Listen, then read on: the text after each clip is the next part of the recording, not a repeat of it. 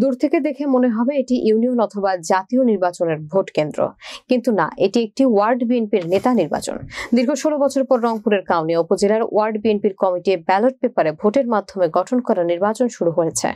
বিস্তারিত দেখুন কাউনিয়া থেকে সাইফুল ইসলামের প্রতিবেদনে।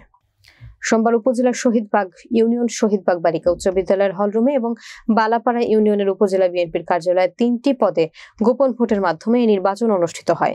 এই ভোট শুধু ওয়ার্ড বিএনপির নেতাকর্মীরাই দিতে পারবেন। তফসিল মোতাবেক মনোনয়নপত্র জমা, যাচাই বাছাই হয়েছে।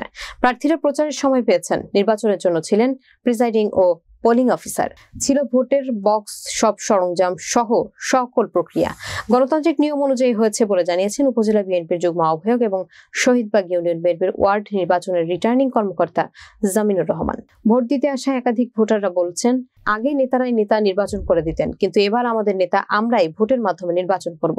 এজন্য আমরা খুব খুশি। উপজেলা বিএনপি সদস্য সচিব এবং নির্বাচনের প্রধান নির্বাচন কমিশনার মোজাহারুল আলম বাবলু বলেন, নেতা নির্বাচিত করতে গণতান্ত্রিক প্রক্রিয়া বেছে নেওয়া হয়েছে। এতে তৃণমূল পর্যায়ের নেতাকর্মীরা উচ্ছ্বাসিত। তারা মূল্যায়ন পাচ্ছেন যেন ভোট উৎসব সৃষ্টি হয়েছে। এভাবে দল ও রাষ্ট্রের সব পর্যায়ে গণতান্ত্রিক পদ্ধতি ফিরে আসুক, মানুষ শান্তিতে বসবাস করুক। আজকে 17 বছরে এই শহীদবাগ ইউনিয়নে সঠিকভাবে আমরা ভোট দিতে পারলাম। আমাদের মনোপ্রার্থী দেখিয়া আমাদের মন মতো ভোট আমরা দিতে পারছি খুব সুস্থভাবে। ভোট সম্পন্ন হচ্ছে ইনশাল্লাহ। আমরা জেলা এবং সেন্ট্রাল কমিটির নির্দেশ অনুযায়ী আমাদের ভোট চলছে।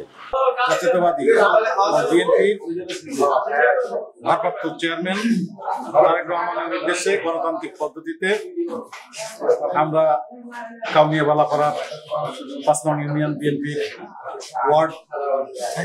ওয়ার্ডের ভোট গ্রহণ করছি।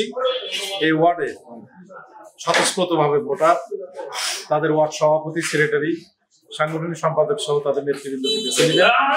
আমরা গণতান্ত্রিক পদ্ধতিতে ফিরে আসার নমুনা হিসাবে কাউনিয়া 5 নং বালাপাড়া ইউনিয়নে এই ভোটিং পদ্ধতির সিস্টেম চালু করেছি এবং মানুষ দীর্ঘ 17টি বছর পরে এই হায়না সরকারের কবল থেকে মুক্ত হওয়ার পরে স্বতঃস্ফূর্তভাবে ভোটদানের উৎসাহ